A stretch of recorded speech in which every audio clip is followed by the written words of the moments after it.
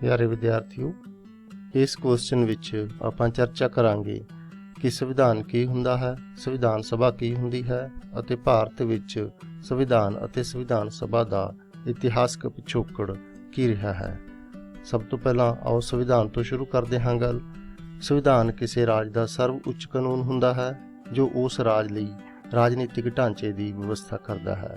ਸੰਵਿਧਾਨ ਤੈਅ ਕਰਦਾ ਹੈ ਕਿ ਰਾਜ ਦੀ ਸਰਕਾਰ ਕਿਸ ਤਰ੍ਹਾਂ ਦੀ ਹੋਵੇਗੀ, ਸਰਕਾਰ ਕਿਵੇਂ ਬਣੇਗੀ ਅਤੇ ਸਰਕਾਰ ਕਿੰਨਾ ਸਮਾਂ ਆਪਣੇ ਅਹੁਦੇ ਤੇ ਰਹੇਗੀ।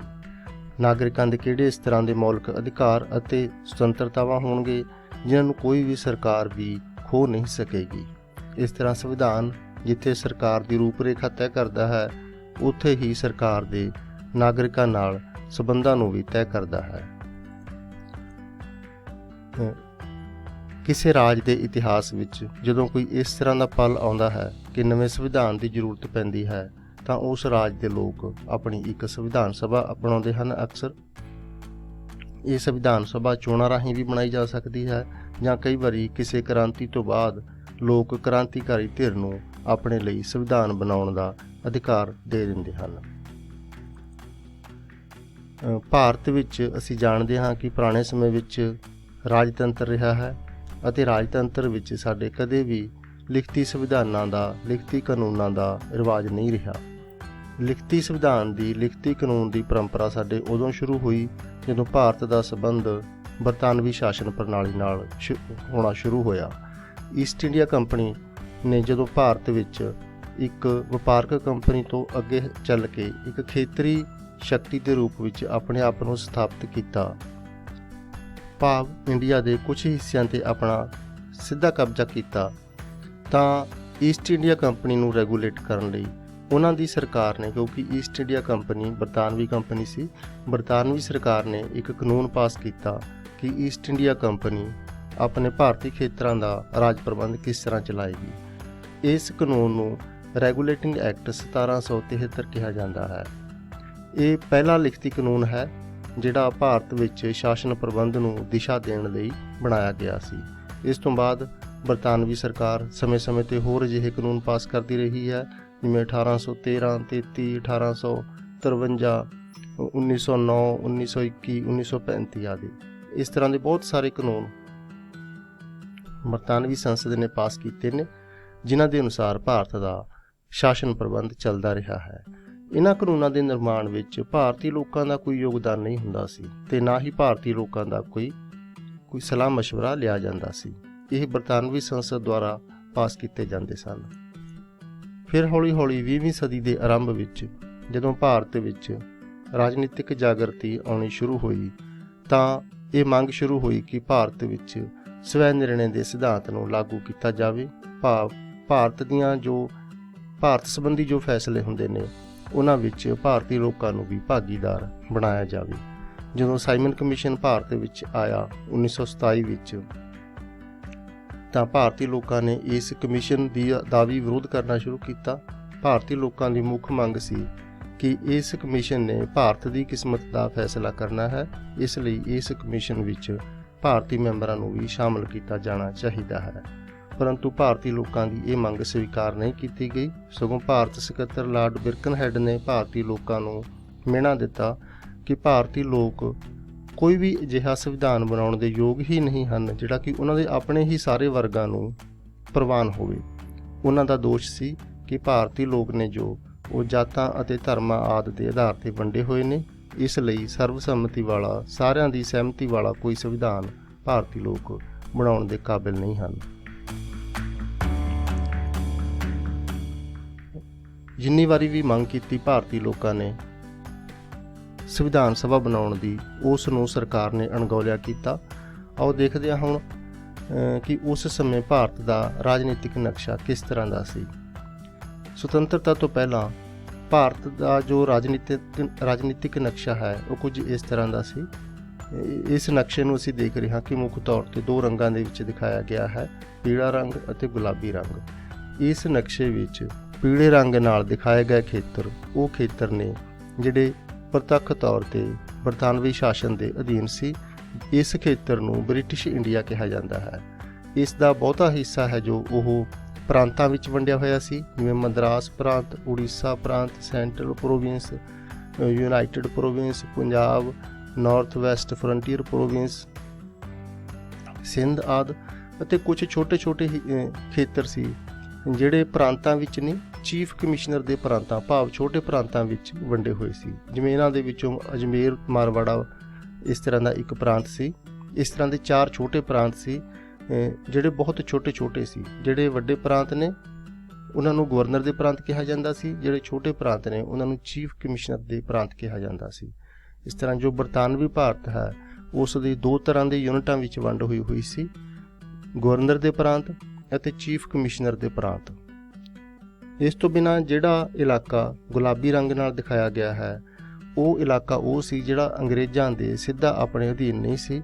ਇੱਥੇ ਭਾਰਤੀ ਰਾਜਾਂ ਦਾ ਸ਼ਾਸਨ ਪ੍ਰਬੰਧ ਚੱਲਦਾ ਸੀ, ਜਾਂ ਇਹਨਾਂ ਨੂੰ ਦੇਸੀ ਰਿਆਸਤਾਂ ਵੀ ਕਿਹਾ ਜਾਂਦਾ ਹੈ, ਨੇਟਿਵ ਸਟੇਟਸ ਵੀ ਕਿਹਾ ਜਾਂਦਾ ਹੈ। ਸੁਤੰਤਰਤਾ ਸਮੇਂ 600 ਤੋਂ ਜ਼ਿਆਦਾ ਇਹ ਦੇਸੀ ਰਿਆਸਤਾਂ ਭਾਰਤ ਦੇ ਵਿੱਚ ਸੀ। ਕੁਝ ਬਹੁਤ ਛੋਟੀਆਂ ਸੀ, ਕੁਝ ਬਹੁਤ ਵੱਡੀਆਂ ਸੀ। ਜਿਵੇਂ ਹੈਦਰਾਬਾਦ ਵਰਗੀਆਂ ਰਿਆਸਤਾਂ ਇੰਨੀਆਂ ਵੱਡੀਆਂ ਸੀ ਕਿ ਉਹ ਬਰਤਾਨਵੀ ਭਾਰਤ ਦੇ ਪ੍ਰਾਂਤਾਂ ਤੋਂ ਵੀ ਉਹਨਾਂ ਦਾ ਸਾਈਜ਼ ਆਕਾਰ ਵੱਡਾ ਸੀ। ਇਸ ਤਰ੍ਹਾਂ ਸੁਤੰਤਰਤਾ ਦੀ ਪ੍ਰਾਪਤੀ ਤੋਂ ਪਹਿਲਾਂ ਭਾਰਤ ਦਾ ਜੋ ਰਾਜਨੀਤਿਕ ਦ੍ਰਿਸ਼ ਹੈ ਉਸ ਨੂੰ ਅਸੀਂ 2 ਹਿੱਸਿਆਂ 'ਚ ਵੰਡ ਸਕਦੇ ਹਾਂ, ਬਰਤਾਨਵੀ ਭਾਰਤ ਅਤੇ ਦੇਸੀ ਰਿਆਸਤਾਂ ਦਾ ਭਾਰਤ। ਭਾਰਤੀ ਲੋਕਾਂ ਦੁਆਰਾ ਜੋ ਮੰਗਾਂ ਕੀਤੀਆਂ ਜਾਂਦੀਆਂ ਸੀ ਸੰਵਿਧਾਨ ਸਭਾ ਦੀਆਂ ਜਾਂ ਭਾਰਤੀ ਲੋਕਾਂ ਦੀ ਪਾਰਟਿਸਪੇਸ਼ਨ ਦੀਆਂ ਰਾਜਨੀਤੀ ਵਿੱਚ, ਉਸ ਨੂੰ ਬਰਤਾਨਵੀ ਸਰਕਾਰ ਦੁਆਰਾ ਪਹਿਲਾਂ ਤਾਂ ਅਣਗੌਲਿਆ ਕੀਤਾ ਜਾਂਦਾ ਰਿਹਾ, ਪਰੰਤੂ ਜਦੋਂ 1939 ਵਿੱਚ ਦੂਸਰਾ ਵਿਸ਼ਵ ਯੁੱਧ ਸ਼ੁਰੂ ਹੋ ਗਿਆ ਤਾਂ ਅੰਗਰੇਜ਼ ਸਰਕਾਰ ਨੇ ਆਪਣੇ ਆਪ ਨੂੰ ਫਸੇ ਹੋਏ ਮਹਿਸੂਸ ਕੀਤਾ। ਉਹਨਾਂ ਨੂੰ ਲੱਗਿਆ ਕਿ ਇਸ ਸਮੇਂ ਸਾਨੂੰ ਭਾਰਤੀ ਲੋਕਾਂ ਦੇ ਸਹਿਯੋਗ ਦੀ ਜ਼ਰੂਰਤ ਹੈ। ਇਸ ਲਈ ਉਹਨਾਂ ਨੇ ਕੁਝ ਆਫਰਸ ਕਰਨੀਆਂ ਸ਼ੁਰੂ ਕੀਤੀਆਂ ਭਾਰਤੀ ਲੋਕਾਂ ਨੂੰ। ਸਭ ਤੋਂ ਪਹਿਲੀ ਆਫਰ ਉਹਨਾਂ ਨੇ ਜੋ ਕੀਤੀ ਉਸ ਨੂੰ ਅਗਸਤ ਪੇਸ਼ਕਸ਼ ਕਿਹਾ ਜਾਂਦਾ ਹੈ। 8 ਅਗਸਤ 1940 ਨੂੰ ਭਾਰਤ ਦੇ ਗਵਰਨਰ ਜਨਰਲ ਲਾਰਡ ਲਿਨਲਿਥਗੋ ਨੇ ਇਹ ਆਫਰ ਕੀਤੀ ਸੀ। ਲਾਰਡ ਲਿਨਲਿਥਗੋ ਦੀ ਜੋ ਆਫਰ ਸੀ ਉਸ ਵਿੱਚ ਕਿਹਾ ਗਿਆ ਸੀ ਕਿ ਯੁੱਧ ਦੀ ਸਮਾਪਤੀ ਤੋਂ ਬਾਅਦ ਭਾਰਤ ਨੂੰ ਅਧਿਰਾਜ ਦਾ ਦਰਜਾ ਦਿੱਤਾ ਜਾਵੇਗਾ ਅਤੇ ਭਾਰਤ ਵਿੱਚ ਸੰਵਿਧਾਨ ਸਭਾ ਦਾ ਨਿਰਮਾਣ ਕਰ ਦਿੱਤਾ ਜਾਵੇਗਾ। ਪਰੰਤੂ ਲਾਰਡ ਲਿਨਲਿਥਗੋ ਦੀ ਇਸ ਪੇਸ਼ਕਸ਼ ਨੂੰ ਭਾਰਤ ਦੀਆਂ ਦੋਵੇਂ ਹੀ ਮੁੱਖ ਰਾਜਨੀਤਿਕ ਪਾਰਟੀਆਂ ਕਾਂਗਰਸ ਅਤੇ ਮੁਸਲਿਮ ਲੀਗ ਨੇ ਸਵੀਕਾਰ ਨਹੀਂ ਕੀਤਾ। ਇਸ ਤੋਂ ਬਾਅਦ ਕ੍ਰਿਪਸ ਮਿਸ਼ਨ ਭਾਰਤ ਵਿੱਚ ਆਇਆ। ਇਸ ਨੇ 1942 ਵਿੱਚ ਆਪਣਾ ਜੋ ਪਲਾਨ ਦਿੱਤਾ ਉਸ ਵਿੱਚ ਭਾਰਤੀਆਂ ਨਾਲ ਵਾਅਦਾ ਕੀਤਾ ਕਿ ਭਾਰਤੀਆਂ ਦੀ ਇੱਕ ਸੰਵਿਧਾਨ ਸਭਾ ਬਣਾਈ ਜਾਏਗੀ, ਪਰੰਤੂ ਯੁੱਧ ਤੋਂ ਬਾਅਦ ਬਣਾਈ ਜਾਏਗੀ। ਸੈਕੰਡ ਵਿਸ਼ਵ ਯੁੱਧ ਦੇ ਖਤਮ ਹੋਣ ਤੋਂ ਬਾਅਦ ਬਣਾਈ ਜਾਏਗੀ। ਸੰਵਿਧਾਨ ਸਭਾ ਵਿੱਚ ਬਰਤਾਨਵੀ ਭਾਰਤ ਦੇ ਪ੍ਰਤੀਨਿਧ ਵੀ ਹੋਣਗੇ ਅਤੇ ਦੇਸੀ ਰਿਆਸਤਾਂ ਦੇ ਪ੍ਰਤੀਨਿਧ ਵੀ ਹੋਣਗੇ। ਇਸ ਤੋਂ ਬਾਅਦ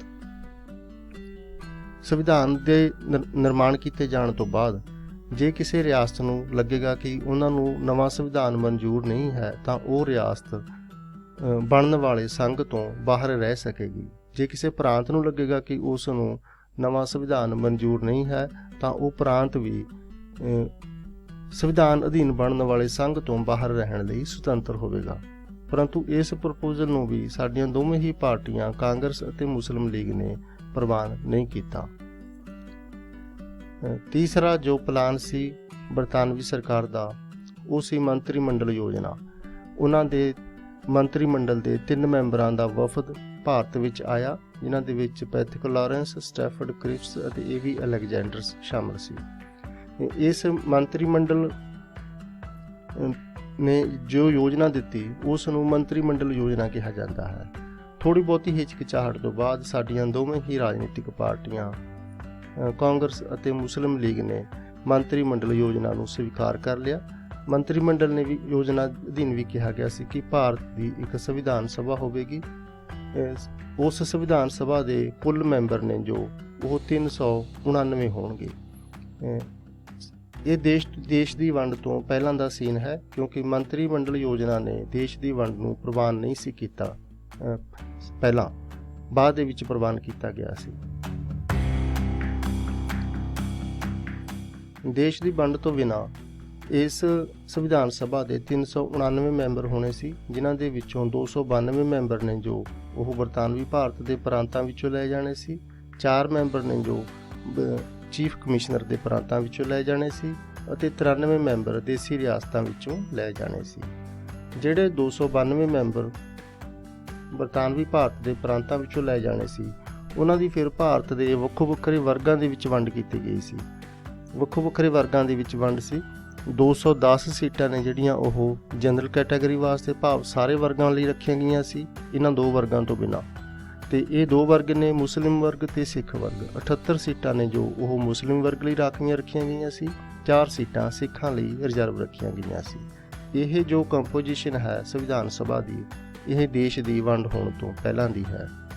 ਪਰੰਤੂ ਹੌਲੀ ਹੌਲੀ ਹਾਲਾਤ ਇੰਨੇ ਜ਼ਿਆਦਾ ਖਰਾਬ ਹੋ ਗਏ ਕਿ ਦੇਸ਼ ਦੀ ਵੰਡ ਨੂੰ ਸਾਰੀਆਂ ਧਿਰਾਂ ਨੂੰ ਪ੍ਰਵਾਨ ਕਰਨਾ ਪਿਆ। ਖੂਨ ਖਰਾਬਾ ਇੰਨਾ ਜ਼ਿਆਦਾ ਹੋਇਆ ਕਿ ਸਾਰੀਆਂ ਧਿਰਾਂ ਇਸ ਸਿੱਟੇ ਤੇ ਪਹੁੰਚੀਆਂ ਕਿ ਦੇਸ਼ ਦੀ ਵੰਡ ਹੀ ਇਸ ਦਾ ਇੱਕੋ ਇੱਕ ਇਲਾਜ ਹੈ। ਵੰਡ ਹੋਣ ਤੋਂ ਬਾਅਦ ਇੱਕ ਨਵਾਂ ਰਾਜ ਬਣ ਗਿਆ ਪਾਕਿਸਤਾਨ। ਭਾਰਤ ਦਾ ਕੁਝ ਹਿੱਸਾ ਅਤੇ ਕੁਝ ਪਾਪੂਲੇਸ਼ਨ ਪਾਕਿਸਤਾਨ ਵਿੱਚ ਚਲੀ ਗਈ। ਇਸ ਲਈ ਸੰਵਿਧਾਨ ਸਭਾ ਦੀਆਂ ਜੋ ਸੀਟਾਂ ਨੇ ਉਹਨਾਂ ਦੀ ਵੰਡ ਵੀ ਦੁਬਾਰਾ ਕੀਤੀ ਗਈ।